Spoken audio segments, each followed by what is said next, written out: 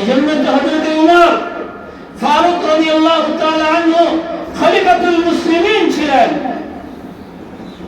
আমার বাংলাদেশের মতো দেশের প্রধানমন্ত্রী ছিলেন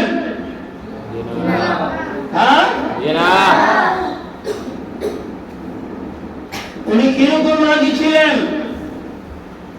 ওনার শাসনকালে বাঘ আর বকরিতে এক ঘাটে পানি খাইত, একজন আরেকজনের উপরে আক্রমণ করার সাহস হযরত উমর রাদিয়াল্লাহু তাআলা বলে, কোন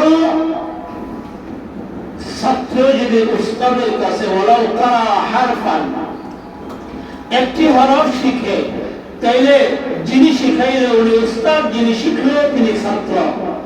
আর এই উস্তাদ যদি বেলা কারণে কোনো অপরাধ নাই, বিনা দোষে এই ছাত্রটাকে উস্তাদ শাস্তি দেয়, তাহলে ছাত্রর এবং ছাত্রের অভিভাবকের উস্তাদের উপরে আপত্তি করার ইখতিয়ার বা অধিকার থাকে না।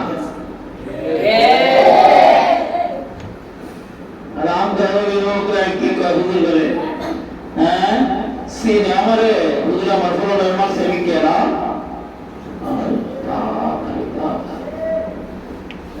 তোমার আমার সিনার দরকার কি?